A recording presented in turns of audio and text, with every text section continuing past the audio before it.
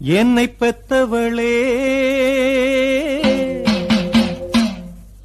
பெரியவளே, உடுக்கை சத்தம் காதில் வாங்கி போட்டுக்கு, அதில் உன் புகழை பாடுகிறேன் கேட்டுக்கு. என்னை பெத்தவளே பெரியவளே, உடுக்கை சத்தம் காதில் வாங்கி போட்டுக்கு, அதில் உன்